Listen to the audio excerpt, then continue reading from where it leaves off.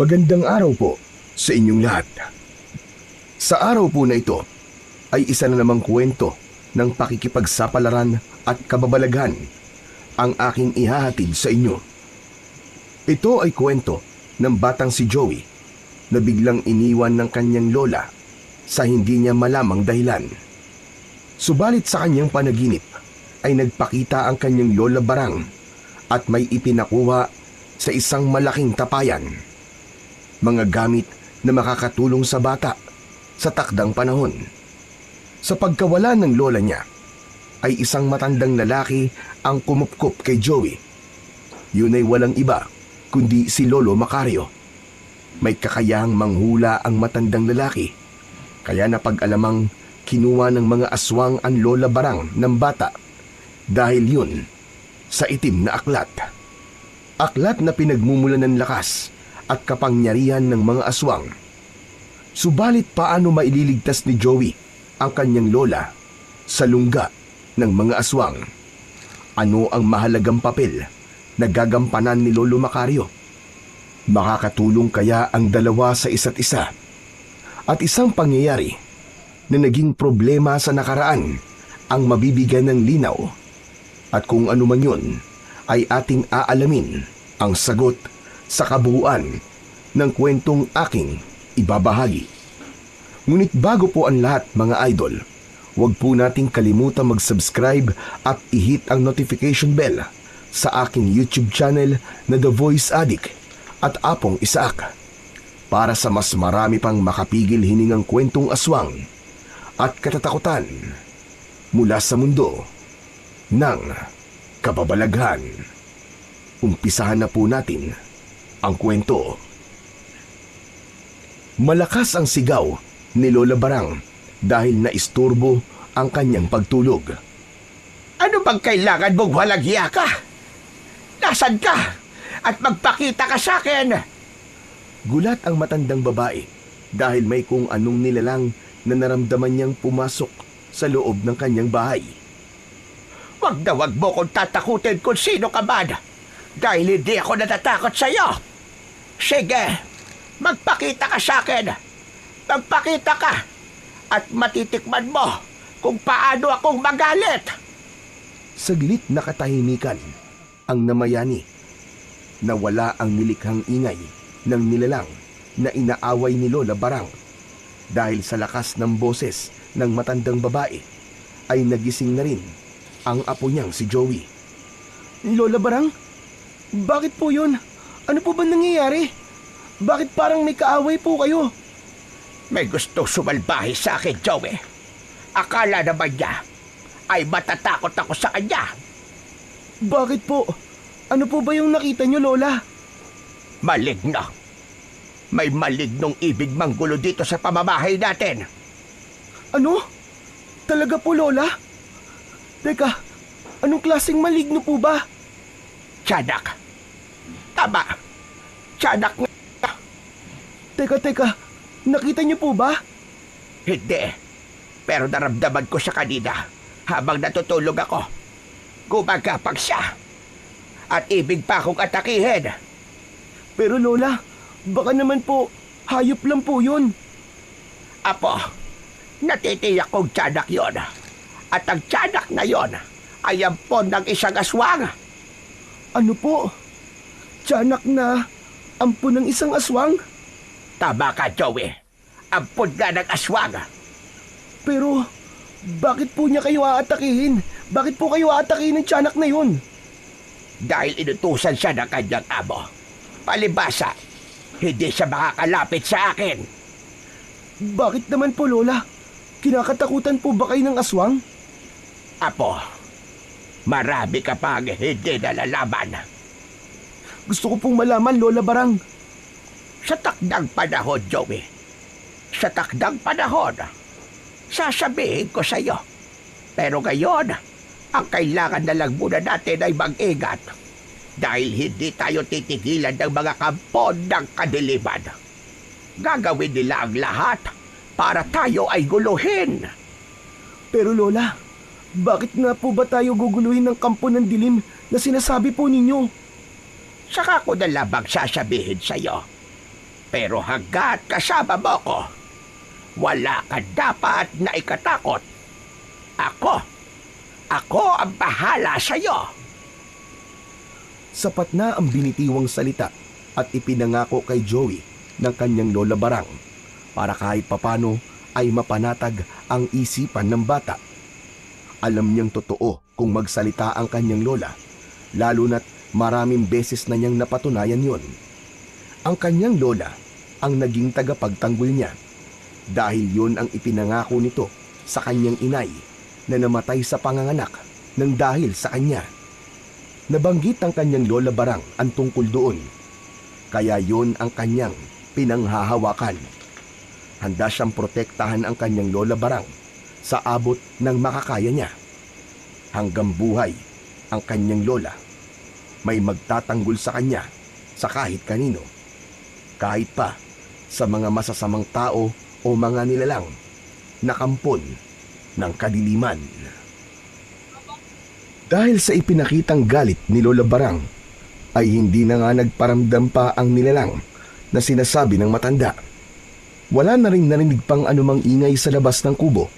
Tila natakot pa nga yata ang nilalang ng dilim sa matandang babae. Lola Barang, wala na po yata yung sinigawan niyo pong nilalang kanina. Yung sinasabi niyo pong tiyanak. Tama ka, Apo. Tumigil din siya. Akala yata niya ay matatakot niya ako. Nagkamali siya ng tao gustong takutin. Wag ako. Matagal na akong takot. Yan ang lola ko. At tapang nga tao. Apo tula ulo, hindi atakbo. Ikaw talaga bata ka, puro kabiro. Sige na, patulog ka na uli. Wag mo kong tulaan. Alam ko na yan. Alam ko susunod mo sasabihin at pag-aasar lang yan. Lola talaga panira eh. Gusto ko lang naman pong tumula eh. Nako. Sa iba mo na lang iparinig yan tulabong yan.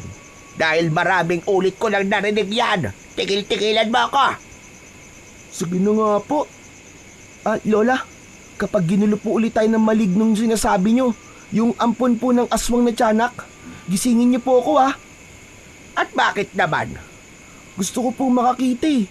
Hindi pa po kasi ako nakakakita ng tiyanak. Oh, ayan lang sa tabi mo.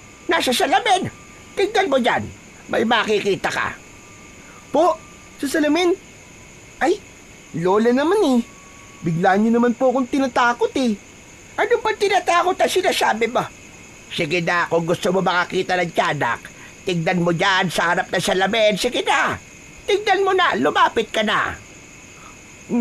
Sa harap ng salamin? Pero Lola... Oh, ngayon, ikaw naman ang natatakot. Duwag ka rin pala. Hindi po matapang yata ako.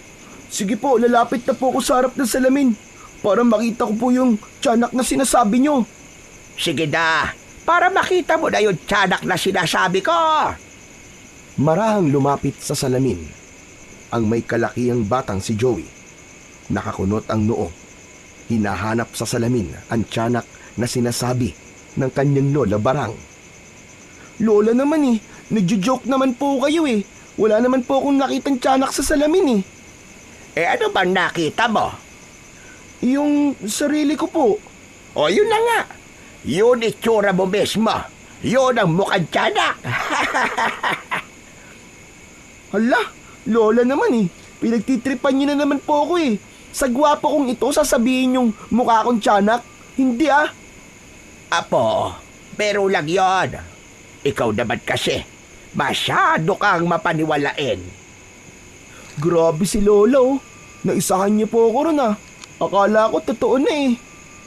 O sige na. Matulog ka na uli. Mahaba pa ang gabi, iho. Lola Barang, paano po kung bumalik po yung tiyanak na sinasabi niyo? Kaya ko na yon. Kaya wag mo kong alalahanin. Sige na, Apo. Magpahinga ka na. At babantayan kita kung kinakailangan. Sumunod na si Joey sa kanyang lola. Bumalik na siya sa pagtulog. Natatawa siya habang nakahiga sa kanyang tulugan. Ganun talaga ang kanyang lola Barang. May oras na bigla siyang pagtitripan para biruin. Palibhasa, Sabi nga ng kanyang lola ay dahil masyado siyang mapaniwalain. Ipinikit na ni Joey ang kanyang mga mata. Maya-maya lang ay nakatulog na ang bata. Samantala, dahil sa nangyari, ay hindi na dalawin ng antok si Lola Barang. Babantayan na lamang niya ang kanyang apo. Pero may naalala siya na dapat niyang gawin. Kaya tumayo ang matandang babae sa kanyang pagkakaupo. Nadiretso ito sa kusina at may kinuha roon saka lumabas ng bahay. Meron lang siyang ibig makita roon. Kailangan ding mapagod muna siya para muling dalawin ng antok at hindi mahirapang matulog. Isang malaking tapayan ang kanyang tinignan sa likod ng kanyang bahay. May maliit doon na dampa na kung tawagin ni Lola Barang ay tuklong. Doon nakatambak ang mga sira at lumang gamit. Dala ang gasera bilang tanglaw, ay inalis niya ang nakapatong na malapad na tela, saka tinanggal din ang takip ng isang malaking tapayan. Tinanglawan ng loob nun, nakita niya roon ang isang bag na yari sa balat ng hayop. Napangiti ang matandang babae. Ibig lang sabihin ay naroon pa ang bagay na kanyang matagal nang itinatago at iniingatan. Tiniyak lamang niya na wala pang nakikialam noon. Ibinalik ni Lola Barang ang takip ng tapayan, maging ang telang nakapatong doon. Naisipang tignan ni Lola Barang ang bagay na matagal niya nang itinatago. Dahil yun sa biglang pagpapakita sa kanya ng tiyanak na ampon ng aswang at kung anong maligno. Alam niyang ito ang mga gamit na kanyang tinignan, ang dahilan ng paggambala ng mga ito sa kanya. At hanggang hawak niya ang mga bagay na yon, ay hindi siya sasaktan ng kahit na anong kampon ng kadiliman. Bumalik na sa kanyang bahay ang matandang babae. Nakakaramdam siya ng antok at kailangan niya nang itulog yun. Napadaan siya sa kamang higaan ng apong si Joey. Mahimbing nang natutulog ang bata at nakanganga ng bagya at naghihilik pa nga ang apo. Napangiti na lamang si Lola Barang at tuloy-tuloy nang pumasok sa kanyang kwarto upang magpahinga na rin. Pasado 3:00 na noon ng madaling araw. Ilang oras na lang ang itutulog niya dahil nakagawian na niyang magising rin ng maaga kahit pa atrasado na siyang matulog. Pagkahiga ni Lola Barang ay naghikab ang matanda at tuluyan na siyang hinila ng pagkaantok hanggang sa ganap na siyang makatulog. Sa pagkakahimbing niyang yun ay wala siyang kaalam-alam nang hindi inaasahang mangyayari sa kanya. Walang tigil ang pagtilaok ng manok na mga alaga ni na Lola Barang. Nagsisimula ng sumikat ang araw dahil sa paulit-ulit na tilaok ng manok ay nagising na rin ang apo niyang si Joey. Kinusot-kusot ang kanyang mga mata at nag-inat ang bata. Bumangon na sa kanyang pagkakahiga at iniligpit ang kanyang tinulugan. Nakasanayan niya ng gawin yun dahil yun ang laging paalala sa kanya ng kanyang lola. Kailangan iligpit kagad ang pinagtulugan. Tumuloy sa kusina si Joey dahil inaasahan niyang naroon at nagluluto na ng kanilang almusal ang kanyang lola. Kaya lamang ay wala roon ang matanda. Wala ring usok o apoy sa kanilang abuhan. Yun ang unang pagkakataon na hindi nakita ni Joey ang kanyang lola sa kusina pagkagising niya. Bumalik siya sa talugan ng kanyang Lola Barang. Magulo ang pinagtulugan nito at hindi yun nakaligpit. Wala roon ang kanyang lola. Biglang kinabahan si Joey at nagmamadaling lumabas ng kanilang bahay na panayan tawag sa lola niya. Lola! Lola Barang! Lola! Nasaan ka? Lola Barang! Iginala-gala ni Joey ang kanyang paningin. Umaasa na nasa paligid lamang ang kanyang Lola Barang. Kaya lamang, hindi niya ito nakita roon. Wala kahit anino man lang ng matandang babae. Nagsimula ng kabahan ang bata dahil hindi niya makita ang kanyang Lola Barang. Kaya nagtanong na siya sa kanilang kapitbahay na ilang metro lang din ang layo mula sa kanila. Subalit maging sila ay walang masabi dahil hindi raw nila nakikita pa si Lola Barang. Umuwing bigo si Joey. Walang nakakaalam kung nasaan ba nagpunta ang kanyang lola. Nakaramdam ng gutom ang bata. Kaya niya nang magluto, kaya kinuha niya ang ilang piraso ng kamote na naroon sa kanilang kusina. Nilaga niya yon upang maging almusal. Pagkatapos kumain, ay umalis ng bahay si Joey. Muli ay nagtanong siya sa ilang kaibigan at madalas nakakakwentuhan ng kanyang lola. Subalit wala ring masabi ang mga tao.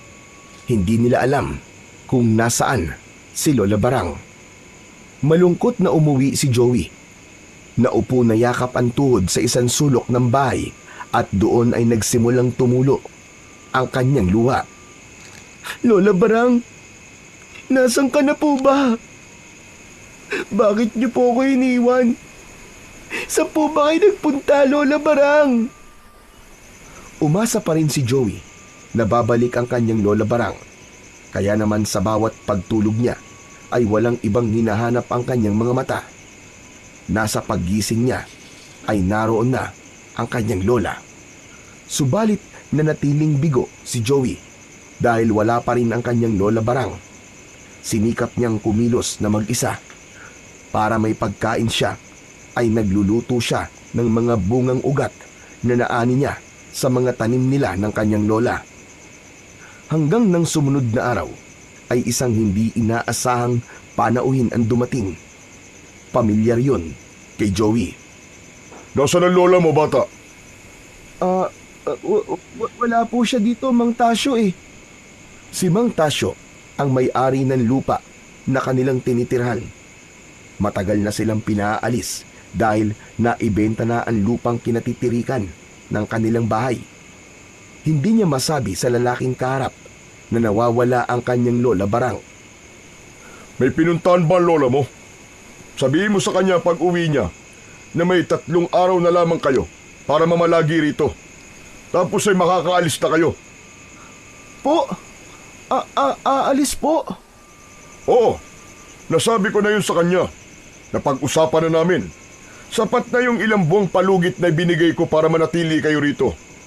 Kaya sana naman ay naiintindihan nyo ng lola mo. Hindi na umimik pa si Joey. Hindi rin naman niya alam kung anong sasabihin sa lalaking kaharap. Lalo na kung may napag-usapan na pala sila ng kanyang Lola Barang. Pagkatapos sabihin ng lalaki ang kanyang sadya, ay umalis na ito na hindi man lang nagpaalam.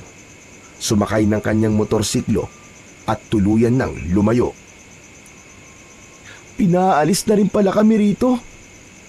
Diyos ko, paano na ako ngayon? Wala naman ako mapupuntahan. Lola Barang, nasa na po ba kayo? Bakit hindi pa rin po kayo bumabalik? Saan po ba kayo nagpunta? Sa batang isipan ni Joey, ang ganung problema ay mabigat sa kanya. Pinapaalis na sila sa kanilang tinitiran at wala man lang siyang mapagsabihan tungkol dun. Paano nga ba niya haharapin ang ganung klaseng problema?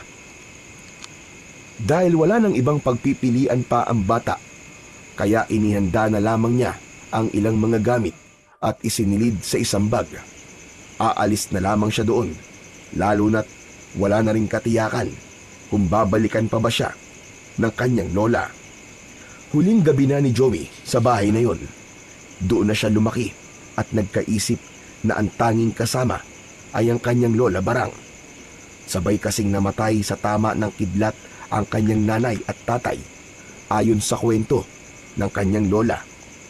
Bumabagyo daw ng sandaling yon at inabutan ng malakas na ulan na may kasamang kulog at kidlat ang mga magulang na galing sa kabilang ibayo. May luha sa pisngi na inilagay ni Joey sa tabi ng kanyang higaan ang bag na kanyang dadalhin kinabukasan. Iniwan na niya ang kanilang munting bahay. Ayaw niya nang abutan pa roon ni Mang Tomas. Dahil sa lungkot at sakit ng kalooban na nararamdaman, ay nakatulog ang bata. Nagkaroon siya ng panaginip. Panaginip na parang totoo.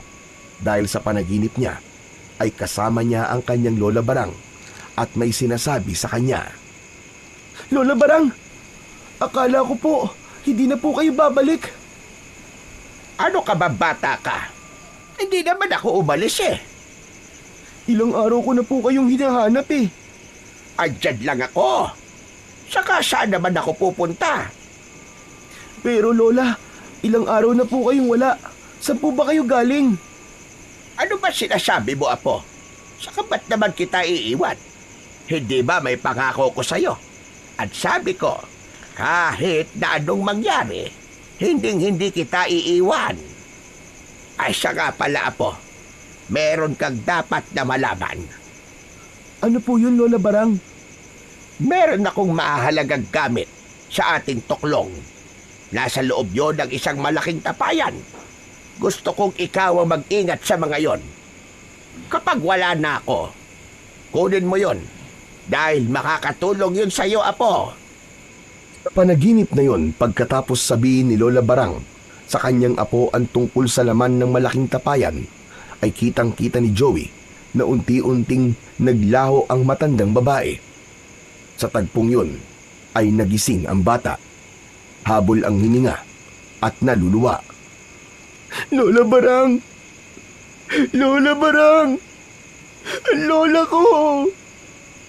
Buong akala ni Joey ay totoo na ang pangyayaring yun, subalit isang panaginip lang pala ang lahat. Parang totoo. Nakausap ko si Lola Barang. Kaya lang bakit ganun na nangyari sa panaginip ko? Bigla siyang naglaho. Ano kayang ibig sabihin nun? Talaga bang naglaho na lang bigla ang lola ko? Ganun ba yun? Naging palaisipan ang bagay na yon sa bata. Hindi na muli pa nakatulog si Joey hanggang sa marinig na niya ang pagtilaok ng mga manok. Nagpapahiwatig na magsisimula ng sumikat ang araw. Kaya nang ganap ng sumikat ang araw, ay agad na pinuntahan ni Joey ang isang dampa na malapit na ring masira. Pumasok siya sa loob at hinanap ang malaking tapayan. Inalis ang mga nakatakip doon. Mula sa loob ay nakita niya ang isang tila bag na yari sa balat ng hayop. Kinuha niya yon mula sa tapayan. Teka, ano kayang laman ng bag na to? Bakit sa panaginip ko ay sinabi ni Lola Barang na kailangan ko daw to at makakatulong daw to sa akin? Pero teka, kung nagawang sabihin sa akin ni Lola Barang sa panaginip ko tungkol sa gamit niya na narito sa loob ng tapayan, ibig sabihin, kayang makipag-usap sa akin ni Lola sa panaginip ko kung nasan man siya ngayon? Malaking katanungan yon sa isip ni Joey. Subalit, sino nga ba ang maaaring makasagot at makapagpaliwanag sa kanya? Ang alam lang ngayon ng bata ay totoo ang sinabi ng kanyang lola sa kanyang panaginip. Binuksan ni Joey ang bag at tumambad sa kanya ang laman nun. Isang maliit at itim na aklat na tila isang diary ang laman nun. Saglit na binuksan yun ng bata. Kakaiba ang mga salita na naroon. Marunong nang bumasa si Joey, subalit hindi Tagalog ang nakasulat doon. Tila ibang lengguwahe yun, nahirap siyang basahin. Bukod sa itim na aklat na naroon sa bag, ay isa ring itim na kandila na tila hindi pa nagagamit ang nakita ni Joey.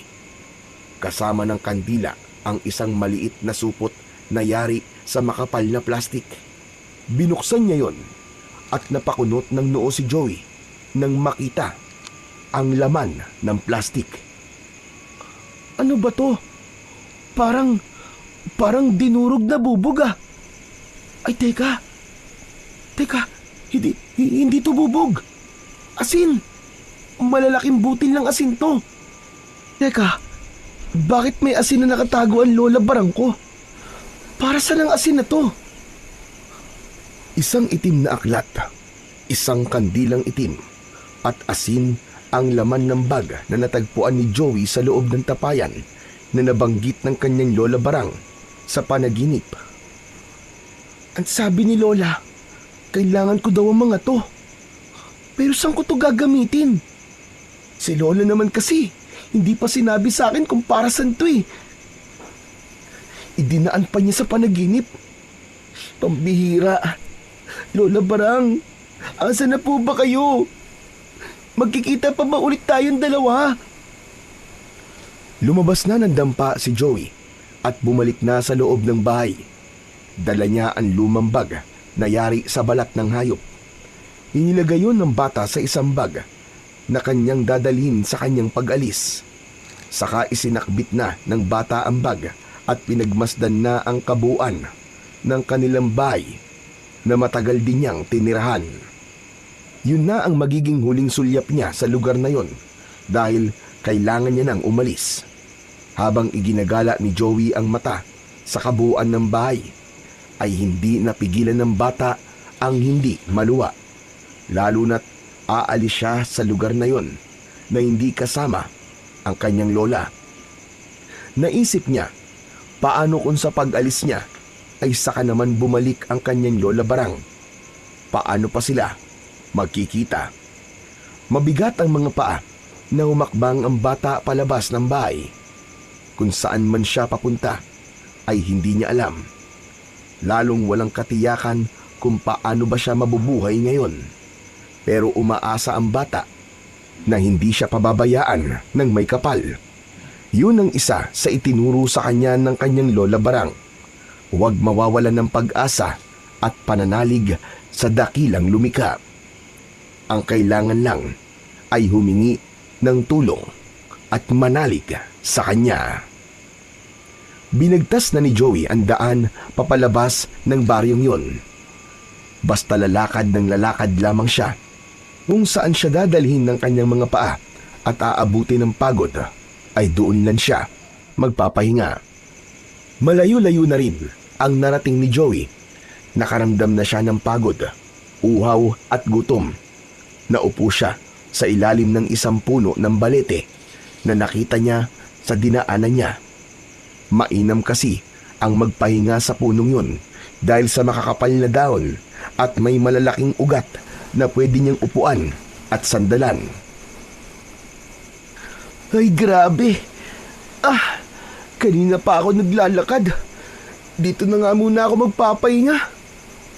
Buti na lamang at may dala akong tubig at hinog na saging. Pwede na to para hindi sumakit ang tiyan ko. Kaya lang, sumasakit na ang paa ko sa paglalakad. Aray! Habang iniisip ng bata kung saan siya patutungo, ay sinimulan niya ng kainin ang dalang saging. Saka uminom na rin siya ng tubig. Nabusog siya at napawi ang kanyang gutom pagkakain ng ilang piraso ng saging na latundan. Dahil pagod at medyo sumasakit na rin ang katawan, kaya naman sinandal niya ang kanyang likod sa malaking ugat ng punong balete hanggang sa tuluyan siyang makatulog. Nagsimula ng kumagat ang dilim. Nang magising siya, bagya pang nagulat si Joey nang makita na bakit nasa ganung lugar siya. Bigla niyang naalala na umalis nga pa siya ng kanilang bahay. Tumayo ang bata upang ipagpatuloy ang paglalakad nang makarinig siya ng boses na ikinagulat niya. Uuwi ka na ba, Utoy? Bakit dito ka natulog? Sino po kayo? Kanina pa po kayo rito? Oo, napagod din kasi ako sa paglalakad. Kaya nagpahinga na muna ako. Mangyaring nagtitinda kasi ako ng mga nirapak kong pansahog sa pagluluto. Gaya ng paminta, bawang, laurel, at kung ano-ano pa. Araw-araw akong nag-iikot para mag-alok sa mga tindahan. Yun ang aking ikinabubuhay. Grabe, ang sipag niyo naman po pala, Lolo. Macario ang pangalan ko. Maaari mo akong tawaging Lolo Macario. Lolo Macario, ako naman po si Joey. Bakit nga pala narito ka sa ganitong lugar, Joey? Saka may dala ka pang bag. Teka, umalis ka ba sa inyo? Naglayas ka ba? Hindi agad nakasagot si Joey. Nagdadalawang isip siya kung magkikwento ba siya at sasabihin ang dahilan kung bakit naroon siya sa ganung lugar. Oh, hindi ka na nagsalita dyan, Joey. Tinatanong ko kung umalis ka sa inyo. Alam mo ba, Utoy, masama yung lumalayas. Saka baka nag-aalala na sa'yo mga magulang mo. Lolo Macario, wala na po akong mga magulang. Lola na lang po ang kasama ko sa bahay. Kaya lamang po wala na po siya eh. Ano ka mo? Wala na. Patay na ang lola mo. Naku, hindi po. Nasan siya? Dahil naramdaman ni Joey na tila mabuti ang puso ng matandang kaharap niya. Kaya naman, ikinuwento na lamang niya ang dahilan kung bakit naroon siya sa lugar na yon. Wala siyang inilihim kay Lolo Macario. Kaya nang matapos ang pagkikwento, ay hindi na iwasan ni Joey na maluwa. Ramdam naman ni Lolo Macario ang kalungkutan ng bata. Kung ganun pala wala kang mapupuntahan. Opo. Kaya nga po, natulog din po ako dito sa may puno eh. Sandali lang. Gusto mo bang sumama na lamang sa atin, Joey? Po? Talaga po, Lolo Macario? Oo, para may makasama rin ang apo ko. May apo rin po kayo? Oo, naiwan siya doon sa bahay. Hindi ko kasi siya maaaring isama dahil mahihirapan lang siya. Bakit po? May sakit po ba ang apo nyo? Mabuti pa sumama ka na lang sa akin para makilala mo rin ang apo ko. Saka mukhang mabait ka naman bata, kaya alam kong magkakasundo kayong dalawa. Dahil ramdam ni Joey na bukal naman sa loob ni Lolo Macario ang pagyaya sa kanya para tumira sa kanila. Kaya sumama siya sa matandang lalaki. Pinasan na ni Lolo Macario ang pahaba at manipis na kahoy na pinaglalagyan ng mga inilalakong paninda. Saka sinimulan na nilang maglakad patungo sa bahay ni na Lolo Macario. Isang maliit at luma ng kubo ang bahay ni Lolo Macario. Hindi nalalayo ang laki nun sa iniwan niyang bahay nila ng kanyang lola Barang. Empoy, apo! Narito na si Lolo! Lolo, salamat naman po't dumating na kayo. Kasi po, kanina pa po ako nagugutom eh. Abay, huwag kang mag-alala. May dalang tinapay ang Lolo. Yung paborito mong kababayan. Wow! Lolo Macario, teka, may kasama po kayo? Paano mo nalaman na may kasama ako, Empoy? Naramdaman ko po na may iba pang tao bukod po sa inyo. Napakalakas talaga ng pakiramdam mo, apo. Siya nga pala. Siya si Joey. At dito na siya titira sa atin simula ngayon. Kumusta ka, Empoy? Natutuwa ko na magkaroon ako ng bagong kaibigan. Ako rin, Joey. Sakatyak na mabait ka. Kasi isinama ka ng lolo ko. Siya nga pala, Joey. Si Empoy ay hindi nakakakita. Ipinanganak siyang bulag. Oo, Joey. Kaya, pasensya ka na kung di tayo makakapaglaro ng maayos. Okay lang yun, Empoy. Kung hindi man tayo pwede maglaro, pwede naman tayo magkwentuhan na lang. Okay lang ba yun sa'yo? Oo naman. Okay na okay yun. O siya, sige. Maupo ka na muna, Joey. At aayusin ko lang itong mga dala ko. Saka, ihahanda ko na rin itong pagkain dala ko. Tinapay at pansit na nabili ko kanina para tayo ay makakain na. Pagsama ni Joey kay Lolo Macario ay tila nawala ang mabigat na pasan-pasan ng bata dahil alam niyang meron na siyang matutuluyan. Hindi na siya matutulog kung saan-saan. Nawala man ang kanyang lola Barang, pero sa katauhan ni Lolo Macario at Empoy ay nagkaroon siya ng bagong pamilya. Kinabukasan, hindi muna naglako ng kanyang mga paninda si Lolo Macario. Meron din itong maliliit na taniman ng iba't ibang uri ng gulay. Dahil sanay din sa ganong gawain si Joey, kaya tinulungan ito ang matandang lalaki. Pasensya ka na, Joey ha.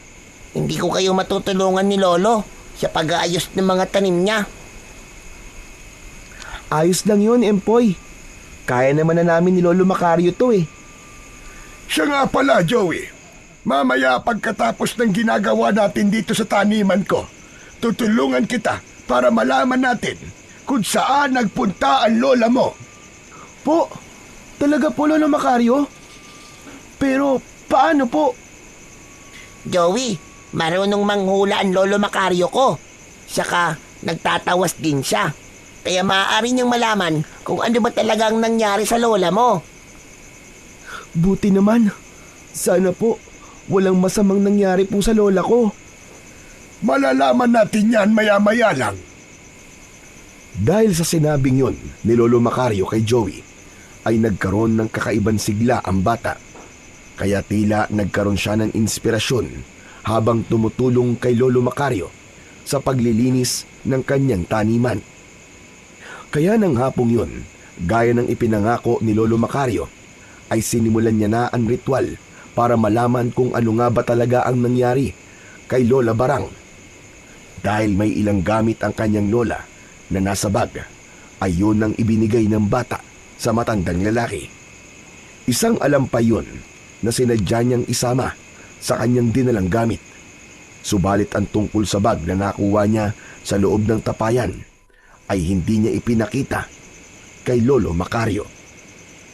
Sa harap ng isang maliit na palangganang may tubig at kandilang may sindi, ay sinimulan ni Lolo Macario ang ritual at orasyon habang hawak ang bandana ni Lola Barang. Nagpatak din ng kandila ang matandang lalaki sa tubig na nasa palanggana, hanggang ang nabuong patak ng kandila ay nagkaroon ng hugis. Buhay! Buhay na buhay ang yun Lola Barang, Joey! Talaga po. Pero nasan po siya Lolo Macario? Nasan po ang lola ko? At bakit hindi po siya nagbalik? Yun ay sa kadahilan ng biyag siya. Biyag ng mga masasamang uri ng nilalang. Mga aswang ang bumiyag sa lola mo. Sila ang kumuha sa bahay nyo at dinala sa kanilang lungga.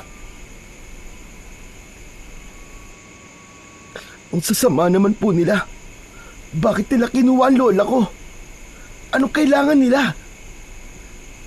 May gusto silang kunin sa iyong lola.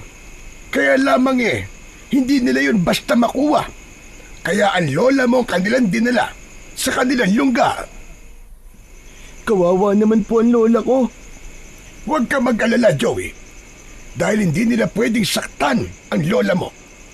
Lalo na ang patayin ng iyong lola. Kailangan nila ng buhay ang lola mo dahil meron silang hinahanap. Hinahanap po ba na bagay, Lolo Macario? Oo, Joey, tama ka. Yun ang nakikita ko kung bakit nila kinuha ang lola mo. May alam ka ba tungkol sa mga gamit na itinatago niya? Hindi na umimik si Joey.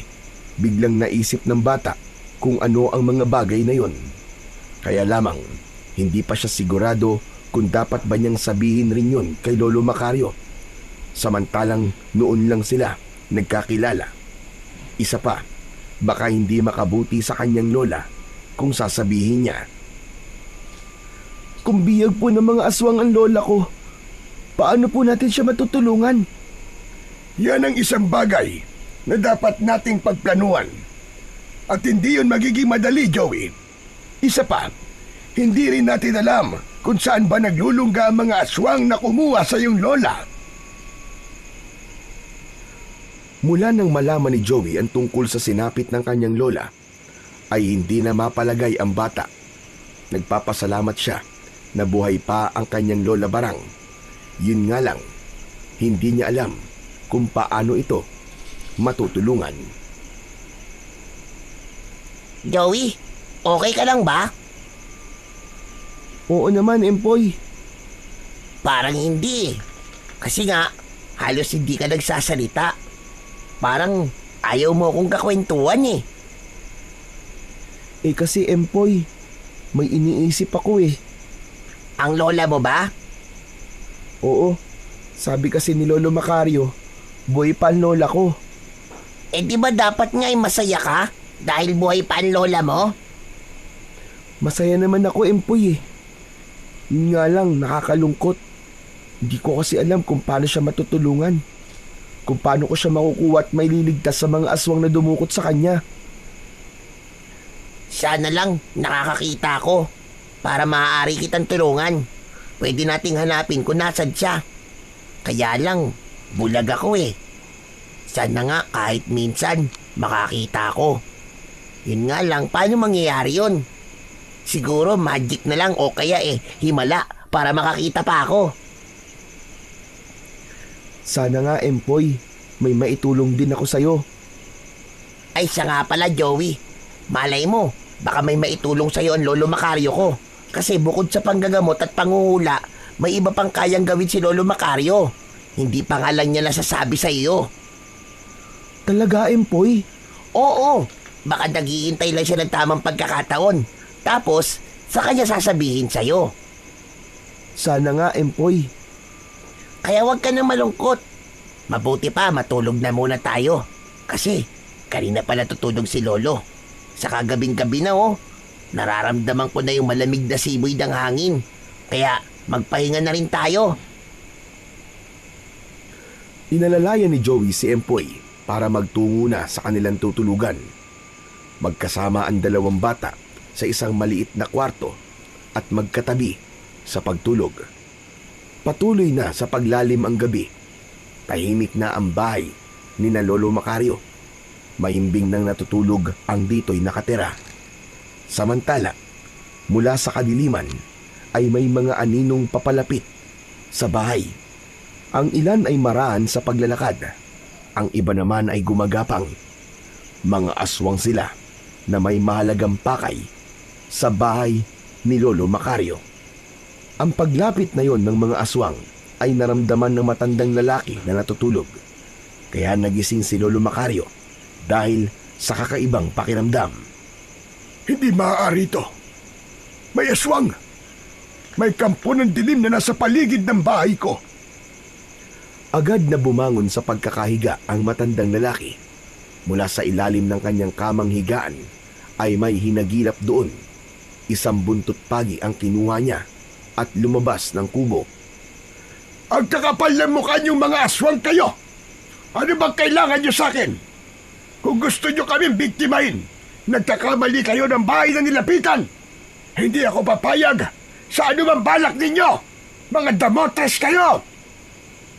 Nagkatinginan lamang ang tatlong aswang na inabutan ni Lolo Macario sa labas ng kanyang bahay. Oh, ano pang hinihintay niyo? Sige, lumapit kayo para magkasubukan tayo. Akala niyo yata'y natatakot ako sa inyo. Baka hindi niyo kilala ang kaharap ninyo. Hala, sugod! Iwinasiwas ni Lolo Macario ang hawak niyang buntot ng pagi. Pinaikot-ikot niya yon sa ere. Lumikha pa ng bagyang ugong ang buntot ng pagi sa bawat paghagupit ng matandang lalaki. Napapaurong naman ang mga aswang na nasa kanyang harapan. Subalit wala sa plano nila ang tuluyang umatras. Meron silang kailangang gawin, kaya magkakasabay silang lumapit sa matandang lalaki. Aba, pagtutulungan niyo pa yata talaga ako ha. Akala niyo yata, maiisahan niyo ako. Sa pagsugod ng sabay-sabay ng tatlong aswang, ay umikot-ikot naman si Lolo Macario habang hawak ang buntot ng pagi na patuloy na inihagupit sa ere. Kaya todo iwas naman ang tatlong aswang na hindi makalapit sa matanda. Sige, lumapit kayo! Lapit! Para matikman niyo ang hagupit ng buntot ng pagi. Lumapit kayo mga kampo ng kadiliman! Lapit! Lumapit kayo! Hindi naman nagpaawat at lakas na loob na lumapit ang mga halimaw na nasa harap ng matanda. Lalo pang pinabilis ni Lolo Macario ang pagpapaikot ng hawak na buntot ng pagi hanggang mahagip ng dulo nito ang isang aswang. Umatungal ito dahil nasaktan ng tamaan ng buntot ng pagi. Kaya takot na napaatras ito, pero hindi natakot ang dalawa pa kahit ininda ng isang aswang ang tama ng buntot ng pagi. Lumapit pa rin ang isa at tinamaan ng braso nito, saka pumulupot pa ang buntot ng pagi. Kaya napatigil si Lolo Macario. Talaga magpapakamatay ka na yata? Ngayon, napulupot na ang buntot ng pagi sa braso mo. Hihilahin ko to ng ganito! Ah! Sa biglang paghila ni Lolo Macario ng buntot ng pagi na pumulupot sa braso ng aswang ay kasamang naputol yun. Kaya lalo lamang pumulahaw ang halimaw. Ano ngayon? Eh di natanggalan ka ng isang brasong damotras ka. Ikaw, isa ka pa. Leeg mo naman ang pupunteriyahin ko. Heto! Sa ginawang paghataw ni Lolo Macario sa hawak niyang sandata ay pumulupot din yun sa leeg ng isa pang aswang. Biglang hinila yun, subalit hindi naputol ang leeg, kundi malalim na sugat lamang ang nilika. Pumulandit pa ang dugo mula sa leeg ng aswang na nasugatan. Umalahaw ito ng malakas dahil sugatan na ang mga kampo ng dilim at alam nilang hindi nila kaya ang matandang lalaki. Kaya naman tumakbo na sila papasok sa kadiliman hanggang sa tuluyang nawala roon. O ano? Mga duwag! Puro kayo yabang! Hanggang dyan lang pala kayo! Mga inutil! Ang ginawang yun ni Lolo Macario ay napanood ni Joey, kaya agad siyang lumapit sa matandang lalaki. Kasama niya rin si Empoy na bagamat hindi nakita ang mga pangyayari ay naramdaman naman niya yun. Grabe! Ang galing niyo po, Lolo Macario! Sabi ko na sa'yo, Joey, mahusay si Lolo at marami pa siyang alam. Ano? Napanood niyo ba ang ginawa ko? Si Joey lang po, Lolo. Hindi naman po ako nakakakita eh. Ay, oo nga pala. Pero alam ko, napakinggan mo ang atungal ng mga aswang na nasaktan. Opo, Lolo. Dinig ko po. Sayang po, Lolo, dahil hindi niyo po sila napatay ng tuluyan. Hindi rin basta papayag ang mga aswang na yon na mapatay sila. Kaya nga tumakas na lang nang malaman nilang higit pa ron ang pwedeng mangyari sa kanila. Saka madali nilang magagamot ang kanilang mga sugat. Ang naputol na bahagi ng katawan nila ay maaaring tumubo uli. Kaya hindi rin pangkaraniwan ng mga aswang na yon. Natitiyak ko. Marami po kayong alam tungkol po sa mga aswang, Lolo Macario. Oo, Joey. Dahil minsan ko na rin nakaengkwentro ang iba't ibang uri ng aswang. Narinig mo ba yun, Joey? Di ba sabi ko nga sa'yo, may magagawa si Lolo Macario. Kaya nga naiintindihan ko na rin, Joey, kung bakit pinag-cruise ng kapalaran ng mga landas natin. Dahil may isang bagay na dapat mangyari. Kung ganun, matutulungan niyo po ako para mahanap po ang lola ko. Oo, may magagawa ako. Bagamat hindi ko may papangako na maililigtas siya, pero maaari nating subukan. Kaya nga lang dapat muna nating malaman kung saan sila naglulungga. May naisip po ako para malaman po natin, Lolo Macario. Ano yon? Kapag may aswang po ulit nagpunta dito, kailangan po natin mahuli yun. Dahil maaaring siya po magtuturo sa atin kung nasan po kanilang lungga, di po ba? Napangiti si Lolo Macario sa ideya na yon ni Joey dahil maaari nga namang gawin nila yon. Kaya lang ang totoo, Joey, ay nagtataka ko. Dahil ngayon lang nangyari yon. Ang alin po, Lolo Macario? Ang ginawang pagsalakay ng mga aswang dito sa bahay ko. Samantalang wala naman silang mapapala sa amin ni Empoy. Saka napansin ko, hindi sila natakot. Isinugal nila ang kanilang buhay. Dati po pala, hindi kayo ginagambala ng mga aswang? Abay, hindi. Pero mula nang dumating ka, bigla silang umatake dito sa bahay ko. Ayoko mag-isip ng hindi maganda sa'yo, Joey. Pero may palagay akong ikaw ang kailangan nila. Kung hindi man merong kandala na siyang dahilan kung bakit nagpunta sila rito. Hindi agad nakasagot si Joey sa sinabi na yon ni Lolo Macario. Ang tanging nasa isip ni Joey ang mga gamit ng kanyang lola barang na naroon sa loob ng kanyang bag.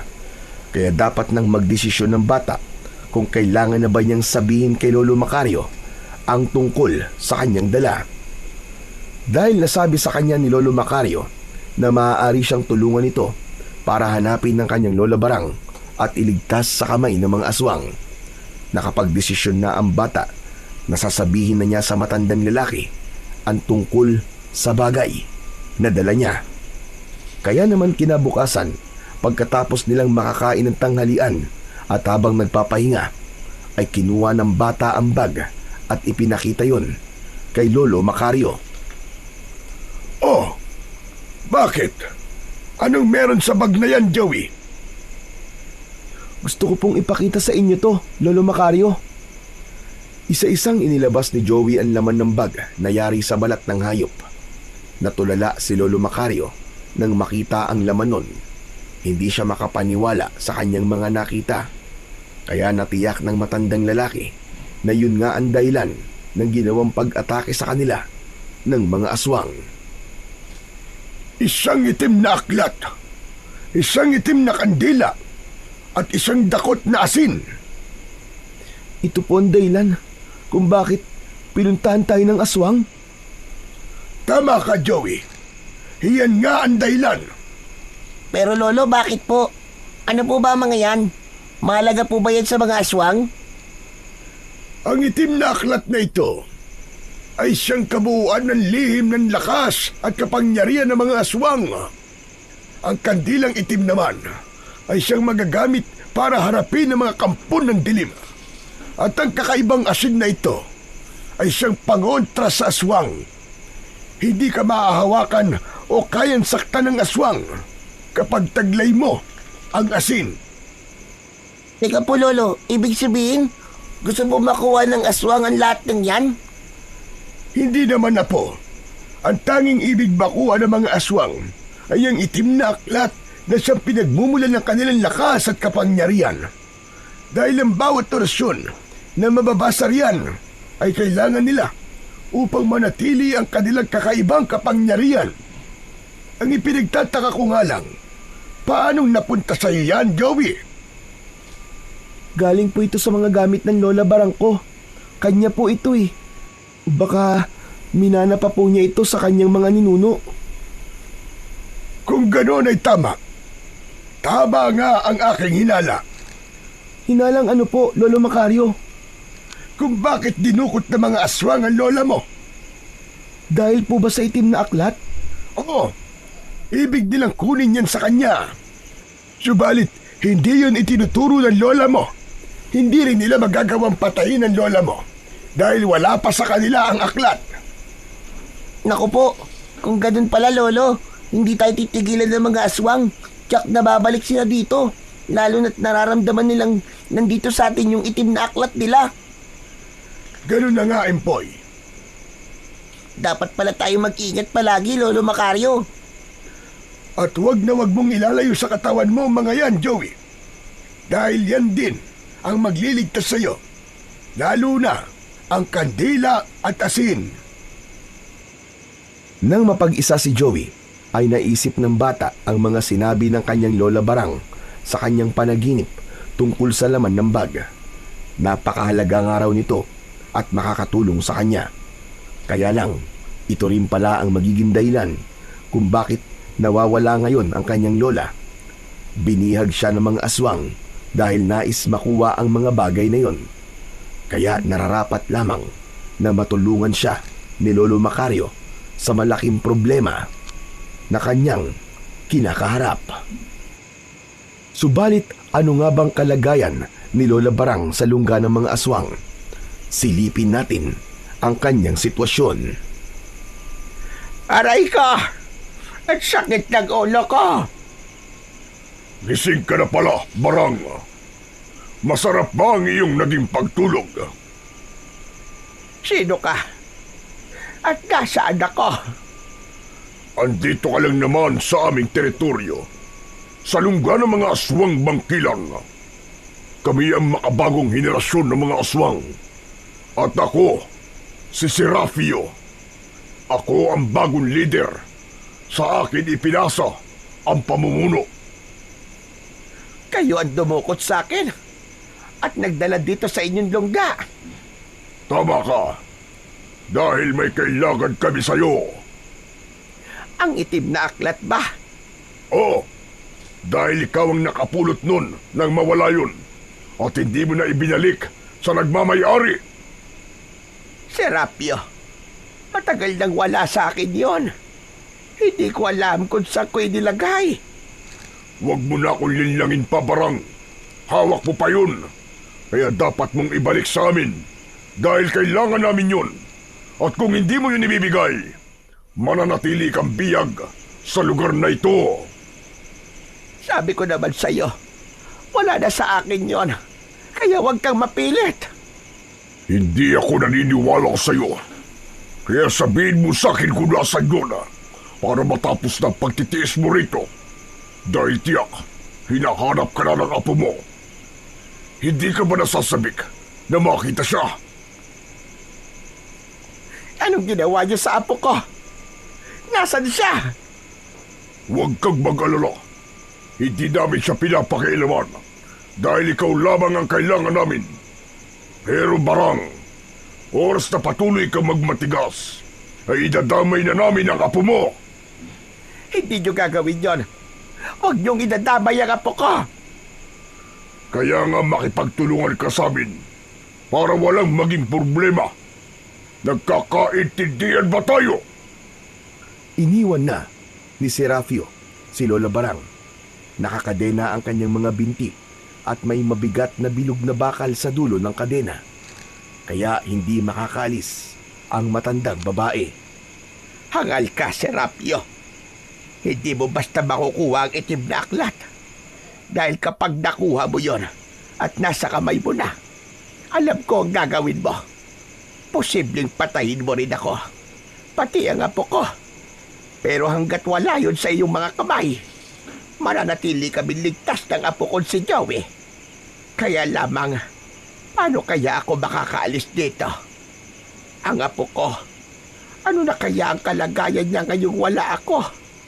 Nasaan na kaya siya? Tuwing sasapit ang gabi, ay napapansin ni Lolo Macario na malungkot at nag-iisa si Joey. Samantalang si Empoy ay kanina pa natutulog. Nilapitan ng matandang lalaki ang bata. Malalim na ang gabi, Utoy. Hindi ka pa ba matutulog? Hindi pa po ako inaantok, Lolo eh. Pero si Empoy po, kanina pa po naghihilik. Sanay kasing matulog ng maaga ang batang yon. Sandali lang, Joey. Iniisip mo na naman ba ang lola mo? Opo, Lolo Macario. Huwag ka mag-alala. Dahil gaya ng naipangako ko sa'yo, ay tutulungan kita. Lumiwanag ang mukha ni Joey sa sinabi ng matanda. Hindi na niya kailangang pakiusapan pa ito, kundi siya na mismo nagsabi na tutupad siya sa kanyang ipinangako. Naghihintay lamang ako ng tamang pagkakataon, Joey. Lalo na't hindi pangkaraniwang nilalang ang mga makakaharap natin. Akala ko po kasi, nagbago na po ang isip niyo eh. Hindi mangyayari yon dahil marunong akong tumupad sa aking ipinangako. Maraming salamat po, Lolo Macario. O ano? Hindi ka pa ba matutulog? Matutulog na rin po para matulungan ko po kayo sa taniman bukas bago kayo maglako ng mga paninda nyo. Salamat, Joey. Saka inaantok na rin ako. Ay, nako. Makatulog na nga. Tumayo na si Lolo Macario upang matulog na at ganun din si Joey nang marinig nila ang sigaw ni Empoy. Humihingi siya ng tulong. Teka, may nangyayari sa apo ko. Nagmamadaling tumakbo ang dalawa upang tignan si Empoy. Subalit, inabutan nila roon ang isang aswang, pasan sa balikat ang bata at nagmamadaling lumabas ng bintana. Hindi agad nakakilos sina Lolo Macario at Joey. Natulala at hindi alam kung ano ang gagawin. Bago pa nakuha ng matandang lalaki ang kanyang sandata na buntot ng pagi, ay tumakbo na papalayo ang aswang habang pasan ito sa balikat si Empoy. Agad namang tinignan ni Joey ang kanyang bag dahil doon niya itinago ang aklat na itim. Mabuti na lang at naroon pa ito. Hindi na nagawa pang sundan ni Lolo Macario ang aswang na kumuha kay Empoy. Malamang ito rin ang aswang na dumukot sa Lola Barang ni Joey. Hayop siya! Magbabayad ang aswang na yun! Isinusumpa ko! Naisahan tayo ng aswang, Lolo Macario. Wala tayong kaalam-alam na ngayon pala siya babalik. Malamang, isang aswang na yun sa nakaharap ko. Nagbalik siya para gumanti sa akin. Pero si Empoy po ang kanyang kinuha. Paraan niya yun para parusahan ako. Lolo Macario, siguro po kailangan na natin kumilos. Sa palagay ko po, iisang lugar lang ang pagdadala ng aswang na yun. Baka naroon din po si Lola Barang. Yan din ang naiisip ko, Joey. Kaya hahanapin natin sila.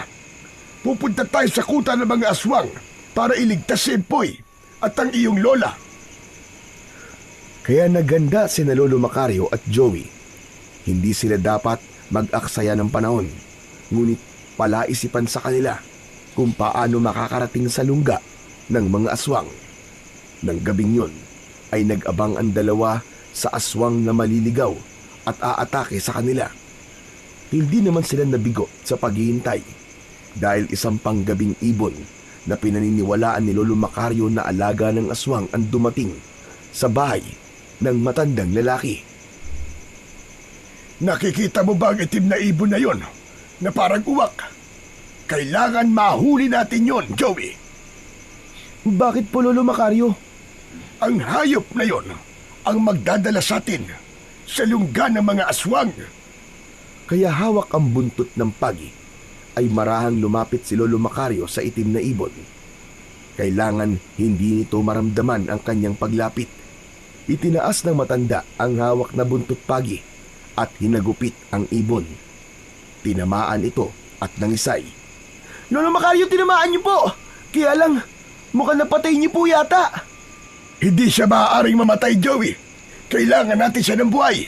Akin ang ipinahanda ko sa iyong pantali.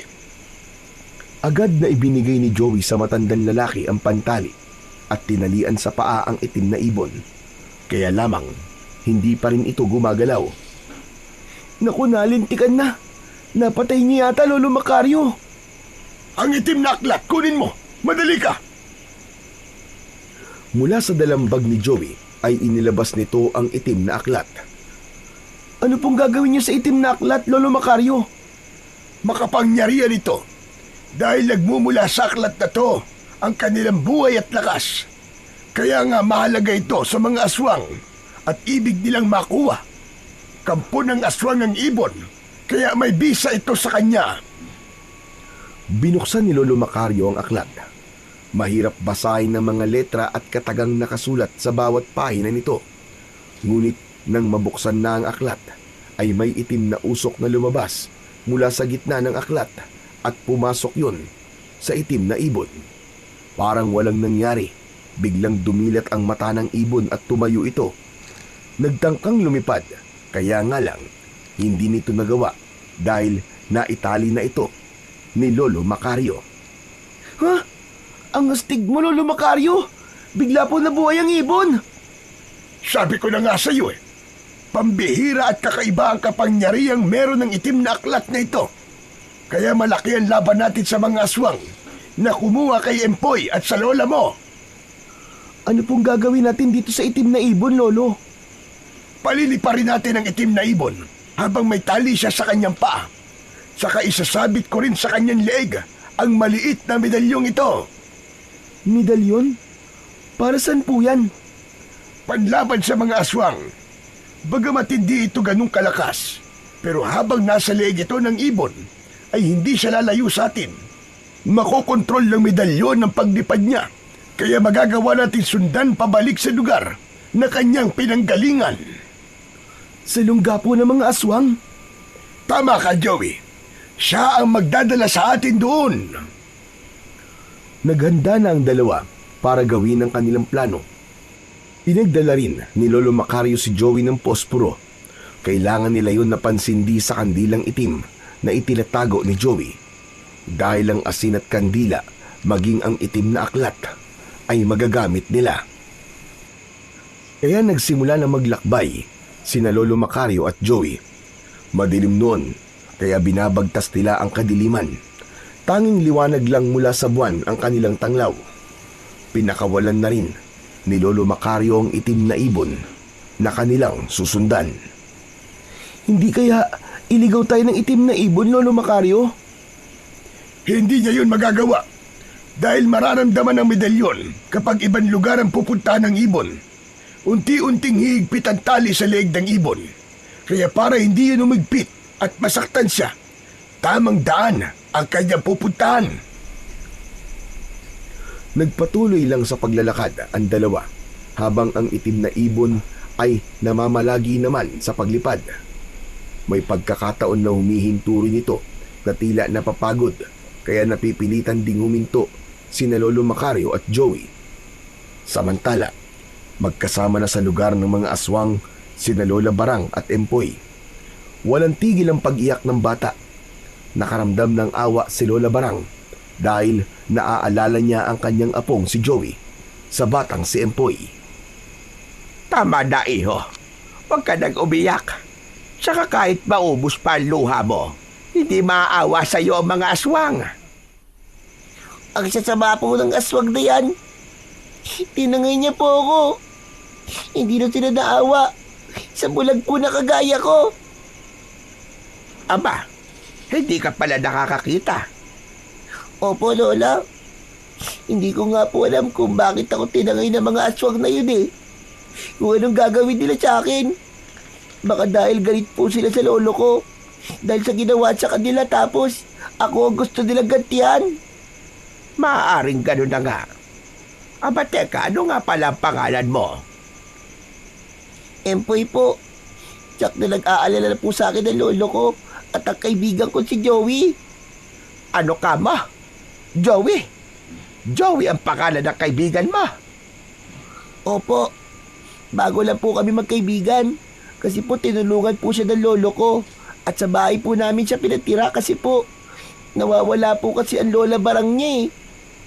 Ako yon. Ako ang Lola Barang ni Joey. Talaga po? Kayo po ang lola ni Joey? Oo, Empoy. Salamat na lang. At okay pala ang apo ko. Salamat at tinulungan siya ng lolo mo. Tama pala yung hula ng lolo ko. Naaswang din po ang kumuha sa inyo. Oo, Empoy, tama ka. Pero hindi ako papayag na may gawin silang masama sa atin. Kaya ako bahala sa iyo. Hindi ka rin nila maaaring saktan. Pero paano po tayo makakaligtas dito, Lola Barang? Hindi ko rin alam, Utoy. Pero alam kong wala silang gagawing masama sa atin. Alam ko po na hindi ako pababayaan ni Lolo Macario. Tsaka hanapin niya po ako. Kasama niya po si Joey. Kasi po, hinahanap rin po kayo ni Joey. Magtutulungan po silang dalawa. Teka lang, matanong ko. May mga dala ba si Joey nang makita siya ng lolo mo? Opo, naroon po sa loob ng dala niyang bag. Sabi niya galing daw po yun sa inyo na nakuha niya po sa loob ng malaking tapayan. Tama, sa akin ngayon. Salamat na lamang at nakuha niya. Dahil kailangan niya yon. Lalo na ngayon para mailigtas nila tayo. Habang nag-uusap ang dalawa, ay pumasok si Serafio. Mukhang magkasundo kayo at marami na kayo na pag-uusapan. Baka naman pwede ako sumali sa inyo. Huwag kang makialam sa usapan namin. Gusto ko na sumali sa kwentuhan nyo. Hindi na kailangan. Kung nagpaplano kayong tumakas, huwag nyo nang subukan. Dahil hindi mangyayari yun. Hindi kayo makakalis dito. Lalo ka na matandang barang. Mananatili ka rito. At kung magmamatigas ka pa, dito ka na tuluyang tatanda hanggang sa malagutan ng hininga. Mas gugustuhin ko pang mangyari yon kaysa subuko at ibigay sa inyo ang kailangan nyo, mga demonyo. Talagang nagmamatigas ka. Oo, dahil hindi nyo ako mapapatay. Hawak ko ang inyong buhay at kinabukasan ng inyong lahi. Nasa itim na aklat ang kapahamakan yung lahat. Kung nalaman ko ng maaga tungkol sa aklat na yon, na naroon din ang kahinaan nyo at wakas, sana winasa ko na yon. Kaya lamang akala ko, isang aklat lang yun na magagamit ko sa ibang bagay. Kaya nga sabihin mo na kung nasaan. para makalaya ka na. Huwag mo akong gawin tanga. Dahil alam ko ang pinaplano mo. Nagsasayang lang ako ng oras sa pakikipag-usap sa'yo, tanda. Hindi ko sinabi makipag-usap ka sa akin. Tinalikuran na ni Serapio si Lola Barang. Nagngingit-ngit ang kalooban ng pinuno ng aswang dahil wala pa rin siyang napala para sabihin kung saan makikita ang itim na aklat na kanilang matagal nang hinahanap. Ayaw pa rin niyang sabihin. Ang apo na matagdag si Barang. Tsak nalalaman niya ang tungkol sa itim na aklat. Kaya lamang, bigla siyang nawala at nahirapan ng mga kampon ko na makita siya. May humahad lang para makita siya. May nagbibigay ng proteksyon sa apo ni Barang.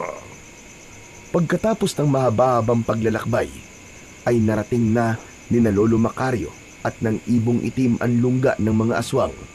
Nagsisimula na ring magliwanag noon. Nasa gitna na sila ng kagubatan. Huminto na sa paglipad ang ibon. Dito na nga siguro ang kanilang lungga. Pero saan kaya dito yon? Yan ang dapat nating alamin, Joey. Dahil kung titignan mo itong lugar, wala tayong makikitang anuman na nakatayo dito, kundi mga makakapal na halaman at malalaking puno lamang. Saan kaya dito ang kanilang lungga?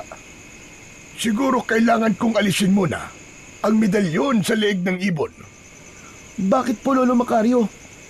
Hindi siya marahil makapasok patungo sa loob ng kanilang lungga kapag suot ang medalyon.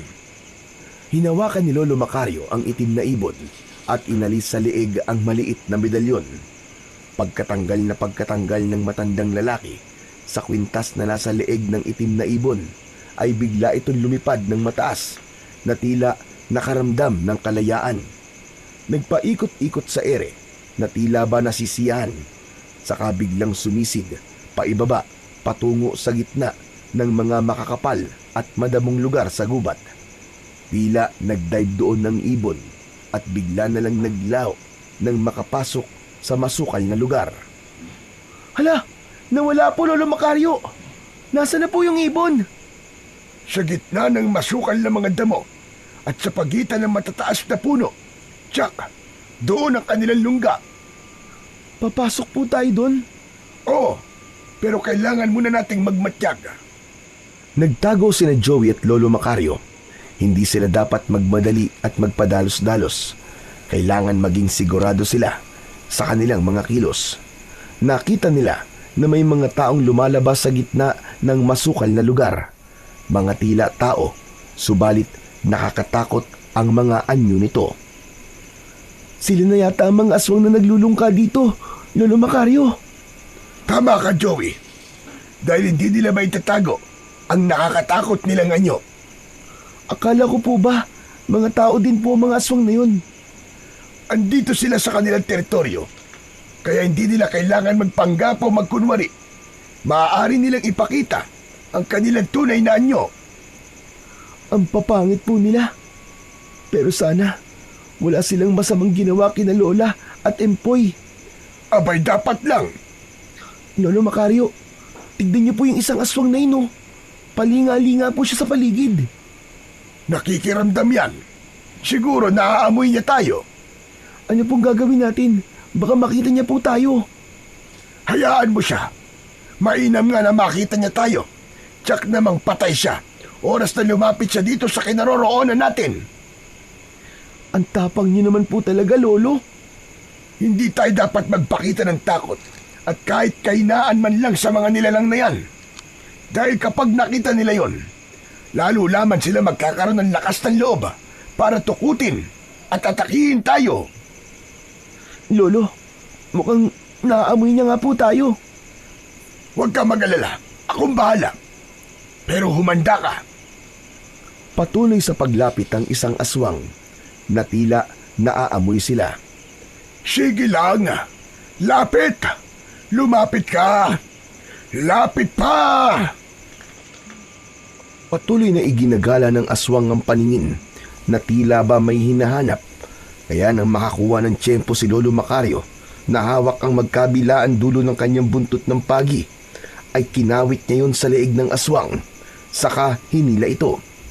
Nag-iisa lang ang aswang ng sandaling yun, kaya walang nakakita sa nangyari.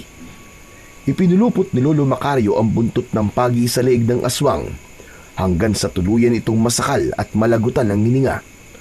Walang nagawa ang aswang dahil sa kakaibang bisa din ng buntot ng pagi. Isa pa'y taglay din ng matandang lalaki ang medalyon na ginamit niya sa itim na ibon. Ang astig mo talaga, Lolo. Ganyan ang gagawin natin kapag may nakita pa tayong aswang. Paano po kung marami sila? Ibang usapan na yon, Joey. Siguro po, ang dapat po muna nating gawin ay hanapin po kung saan lugar naroon ng lola ko at si Empoy. Tama ka. Sila ang dapat nating unahin. Kailangan iligtas muna natin sila bago tayo humarap sa mga aswang. Tiyakin muna natin ang kanilang kaligtasan. Samantala, habang nagpapahinga si Serapio, ay dumapaw sa kanyang hita ang itim na ibon na nagdala kina Joey sa lugar na yon. Siya pala ang may alaga rito. Naglayas ka na naman, Matilde. Kung saan ka siguro nakarating? Ay nako, parang nangihina ka yata.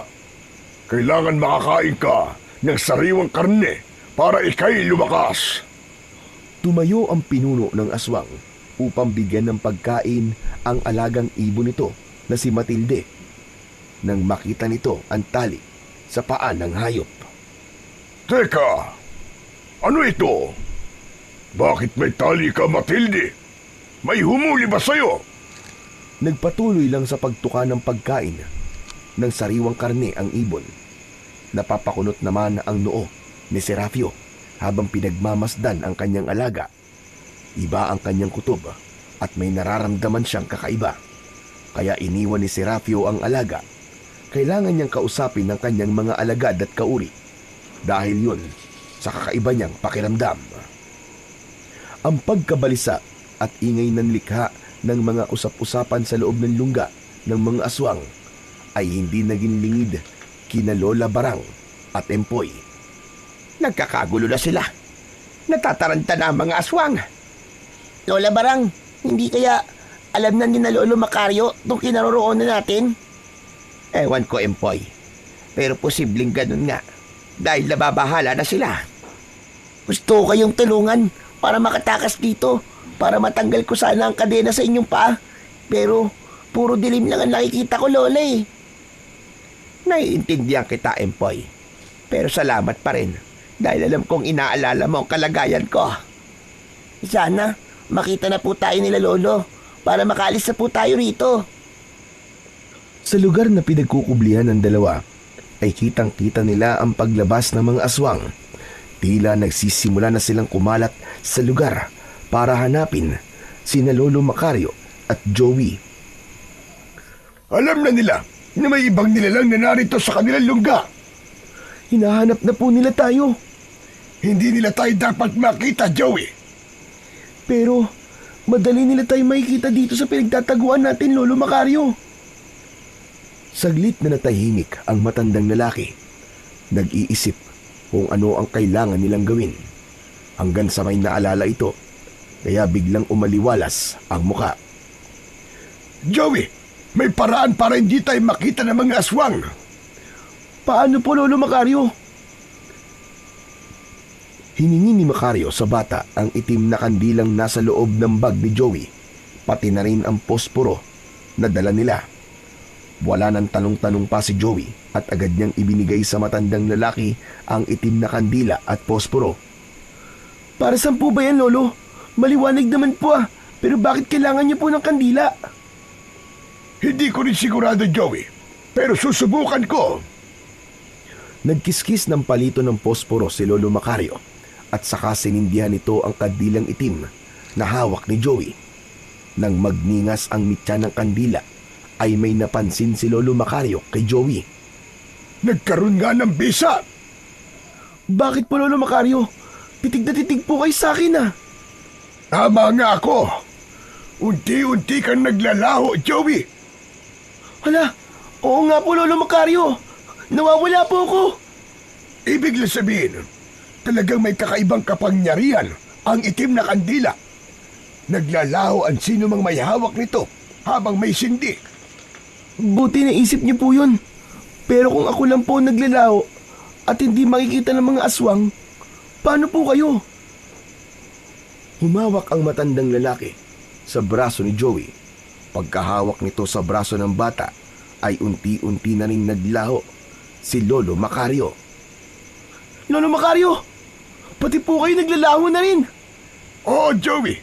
Kaya sa tulong ng kandilang itim, makakapasok tayo hanggang sa loob ng kanilang lungga na walang makakakita sa atin. Kaya malaya nating mahanap ang apo ko at ang lola mo. Ibig sabihin, tanging kandila lang po ang kanilang makikita?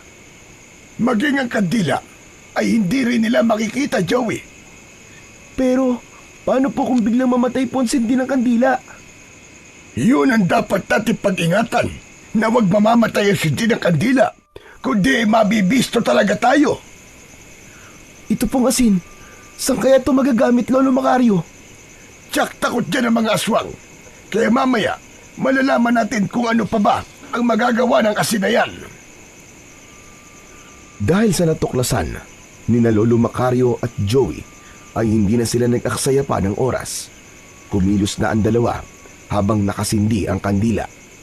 Kaya naman, nagawa nilang pasukin ang daan patungo sa loob ng lungga ng mga aswang. Bawat aswang na kanilang madaraanan at nakikita nilang nagtataka dahil ramdam nila na may ibang nilalang subalit wala silang nakikita. Ang tungkol doon ay nakarating na rin kay Serafio. Tama kayo mga kasama. Nararamdaman kong may ibang nilalang dito sa lugar natin. Hindi pangkaraniwan ang taglay nila. Kaya maaaring malagay tayo sa panganib. Kaya maging mas matalas ang pakiramdam nyo. Maging mapagmatsyag kayo. Dahil aluman sa dali, ay maaaring may gawin sila. Nagbigay ng babala ang pinuno ng mga aswang sa kanyang mga kasama. Kaya naging handa ang mga ito dahil delikado sila. Samantala, kanina pa ginagalugad ni na Lolo Macario at Joey ang bawat sulok ng lugar na yon. Hinahanap ang mga mahal sa buhay na dinukot ng mga kampon ng dilim. Hindi pa natin sila nakikita, Lolo Macario. Konting tiyaga pa at makikita din natin sila. Nagpatuloy sila sa paghahanap hanggang may nakita sina Lolo Macario na isang lagusan. Daan ito, patungo sa ilalim ng lupa. Lolo, bakit nariyan po sila? Diyan nila kinulong si Lola at Empoy. Pumasok tayo, Joey. Pero ingatan mong huwag mamatay ang sindi ng kandila. Opo, tara na po. Malayang nakapasok ang dalawa sa lagusang nakita nila. Hindi nga sila nagkamali dahil naroon ang kanilang hinahanap. Agad nilang nilapitan ang mga ito dahil hindi nakikita ni na Lola Barang at Empoy sina Lolo Macario at Joey. Kaya naman, natakot sila. May humawak sa kamay ko. Sino kayo? Sa akin din po. May umawak din po, Lola Barang. Huwag kang matakot, apo. Ako ito ang lolo mo. Lola Barang, ako po to si Joey.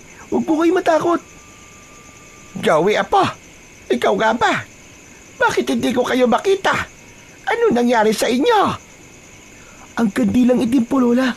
Ginamit po namin. At nalaman po namin ang bisa nito. Nagkaroon kayo ng taga-bulag. Hindi namin kayo nakikita dahil sa may sinding kandila. Opo, Lola Barang. Kaya tama po kayo. Matutulungan po ako ng mga bagay na nakita ko sa malaking tapayan. Ang itim na aklat. Dala mo ba? Opo, Lola. Narito po sa loob ng dala kong bag. Ingatan mo yan, Joey. Dahil yan ang tatapos sa kasamaan ng mga aswang. Pero dapat muna tayong makalabas dito. Lola, kasama ko po ang Lolo Empoy. Lolo, parang tahimik po yata kayo. Joey, kailangan na natin umalis dito. Hindi na tayo dapat magtagal pa.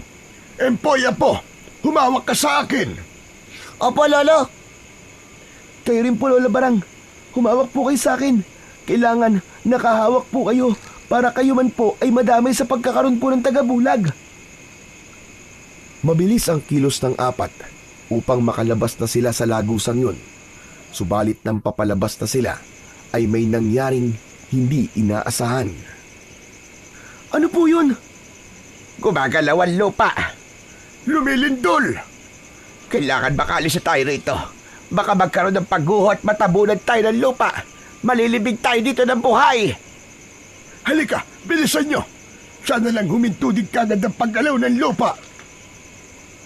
Subalit habang nagmamadali sila sa paglabas ng lagusan, ay lalong lumalakas ang pagyanig. Samantala, alamin naman natin kung saan nga ba nanggagaling ang mga pagyanig na yon. Ang mga walang hiyang minero! Sila na naman ang may pakana ng pagyanig! Opo, tama po kayo, pinuno. Ayaw na naman silang paawat. Nagpapasabog na naman sila ng mga bundok para makakuha ng mina.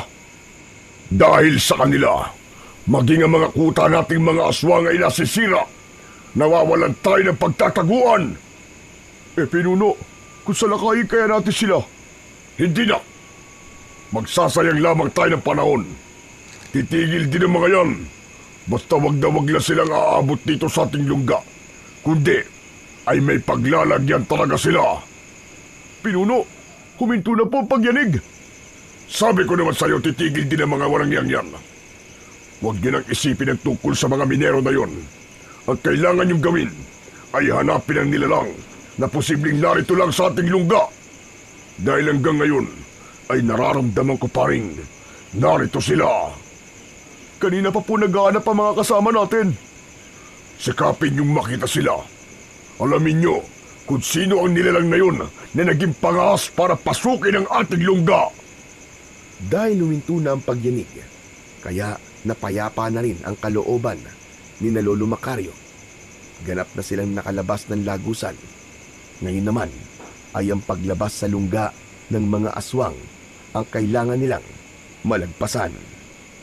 Maraming mga aswang sa lugar na nadaraanan ng apat na magkakasama na papalabas ng lungga. At dahil nga hindi sila nakikita ng mga aswang na naroon, kaya nagkakabanggaan sila. Lalong ipinagtataka yun ng mga aswang dahil may nababangga sila, ngunit hindi naman nila makita. Dahil sa pagmamadali ay magkakahawak pa ang apat at hirap silang makadaan, lalo na't hindi sila maaaring magkahiwa-hiwalay dahil habang bumibitaw ang isa sa kanila ay posibleng makita. Sapagkat hirap silang makakilos na magkakasama, ay nabangga ng isang aswang si Empoy at nabuwal ang bata. Aray ko! Empoy! Apo! Nakabitiw sa pagkakahawak si Empoy, kaya nakita siya ng mga aswang na naroon. Maging si Lolo Macario ay nakita rin dahil nga bumitaw din siya kay Joey upang tulungan ng apo na noon ay natumba. Nataranta ang mga aswang at nagsipaghanda sila upang umatake kay Lolo Macario. Inihanda naman ng matanda ang kanyang sarili at agad na hinawakan ng buntot ng pagi na dala.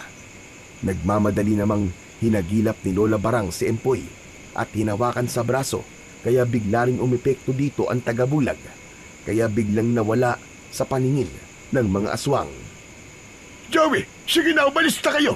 Ako na ang bahala. Haharapin ko mga aswang na ito. Nag-iisa ka lang po, Lolo. Kakayanin ko sila.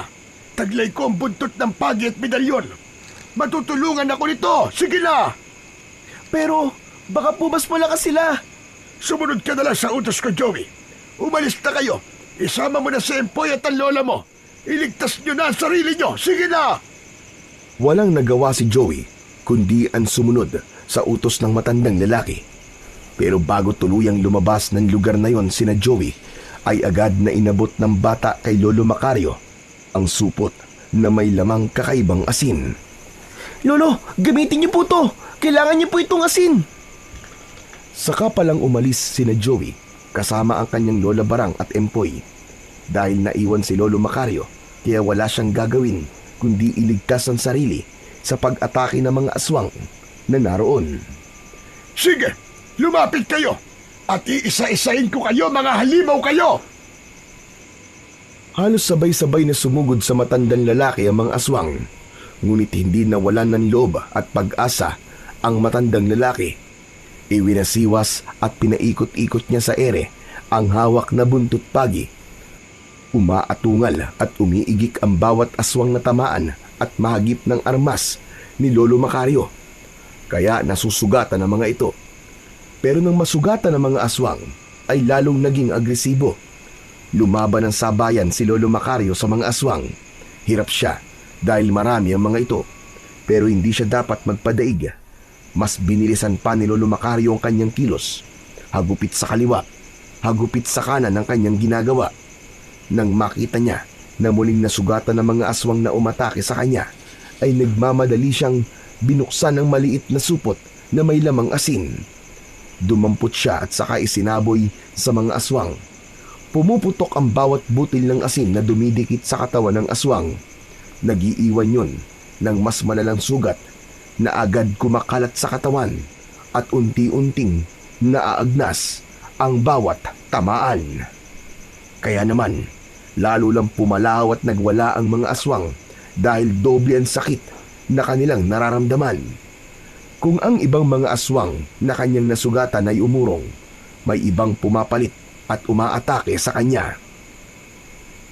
Hindi yata ako titigilan ng mga hayop na ito. Sige, lumapit kayo. Hanggang kaya kong lumaban sa inyo, matitikman niyo ang hagupit ng aking buntot pagi at tapdi ng asin na isasaboy ko sa katawan ninyo. Malaya namang nakalabas ng lungga sina Joey kasama ang kanyang Lola Barang at si Empoy. Dinala ni Joey ang mga kasama niya sa lugar na pinagkublian nila ni Lolo Macario. Lola Barang, dito muna kayo ni Empoy ah. Bakit, Apo? Anong gagawin mo? Kailangan ko pong bumalik dun sa loob para tulungan po si Lolo Macario. Pero, Apo, kung ano mangyari sa'yo? Pero Lola Barang, hindi ko naman po pwedeng pabayaan doon si Lolo Macario na mag-isa. Dahil po sa kanya, kaya nagkaroon ako ng lakas ng loob na hanapin po kayo at iligtas. Sige, Apo. Ikaw ang bahala. Basta mag-iingat ka, ha? Joey, ay tiwala ako sa'yo. Tulungan mo ang lolo ko, ha? O Empoy, babalik kami dito ng lolo mo ng ligtas. Basta dito lang kayo ha. Tsak na walang aswang na pupunta dito dahil lahat sila nagiging abala para harapin kami. Iniwan na ni Joey ang kanyang Lola Barang at kaibigan upang balikan si Lolo Macario. Hindi niya ito maaaring pabayaan. Samantala, inutusan na ni Serapio ang iba pang mga aswang upang pagtulungang patayin si Lolo Macario. Huwag kayong titigil. Tiyakin na mapapatay ang matandang lalaki na nagdala ng gulo dito sa ating lungga. Alam ko na may iba pa silang kasama, kaya sila ay dapat na mamatay. Kung nakuha lang sana natin ang aklat na itim, magiging madali sa atin ang lahat. Makakailing tayo ng panibagong lakas. Subalit hanggat hindi yun nakukuha, kailangan natin na magtulungan para harapin at sinumang ibig guluhin ang ating lungga. At nagpaplanong tapusin tayong lahat. Patuloy sa pakikipaglaban ng matandang lalaki. Dapat niya itong tulungan. Magagawa niya yon, lalo na't hindi naman siya nakikita ng mga kampo ng dilim dahil sa taglay na tagabulag, sanhi ng may sinding kandilang itim na kanyang hawak. Ganun na lang din ang pasasalamat ni Joey dahil hindi madaling mamatay ang sindi ng kandila. Isa pa, kahit matagal na ang pagkakasindi nito, ay tila hindi naman nauupos at nababawasan ang haba. Marahang lumapit si Joey kay Lolo Macario. Yumuko ito at tumawak sa isang paa ng matandang lalaki. Nang mahawakan yun ni Joey, ay biglang naglaho ang matanda. Kaya nagulat ang mga aswang na kalaban niya. Hindi na nila makita si Lolo Macario dahil nga walang makita ang mga aswang. Naging malaya siya para hatawin ang mga kalabang aswang gamit ang buntot pagi. Patuloy sa pagpalaw ang mga halimaw na nasasaktan at hinahagisan din niya ng asin. Nakita ni Serapio na patuloy na nababawasan ang kanyang mga alagad, kaya siya man ay kailangan na ring tumulong. Biglang nagpalit ng anyo si Serapio at naging nakakatakot itong aswang. Mas mabangis at mas malakas. Pero hindi nagpatakot si Lolo Macario. Lalo niyang pinag-igi ang paghahanda upang harapin ang pinuno ng mga aswang. Pinamunuan na ni Serapio ang pagharap kay Lolo Macario na hindi naman niya nakikita.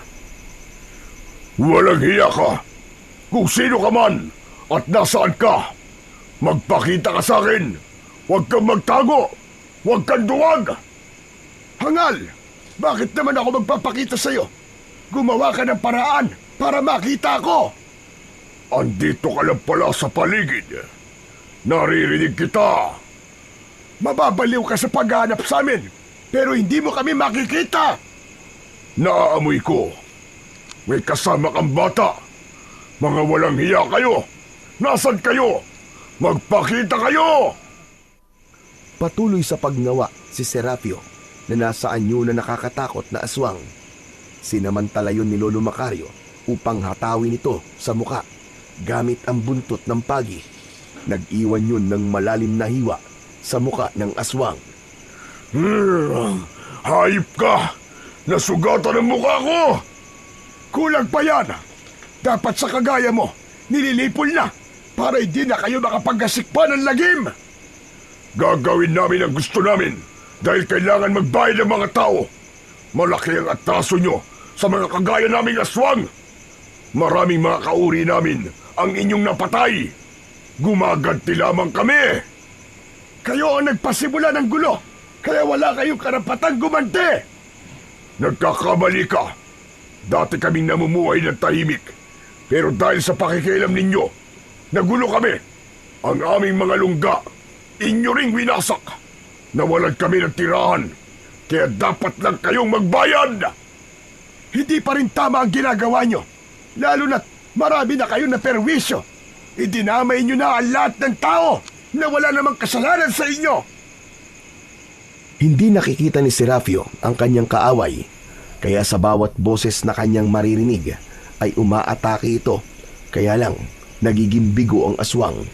Dahil ang nais ni Lolo Macario ay matapos na ang pakikipaglaban, kaya't muli siyang kumuha ng asin sa supot at isinabo yun sa pinuno ng aswang.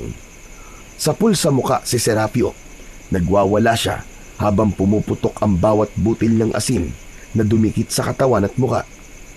Agad na lumala ang sugat at naagnas ang laman. Walang nagawa ang ibang aswang na naroon dahil hindi rin nila nakikita ang kanilang kalaban. Umatras sa mga ito habang umaatungal sa sakit na nararamdaman si Serapio. Ay nagpasya nang umalis. Si Lolo Macario at Joey. Kailangan nilang balikan sina Lola Barang at Empoy.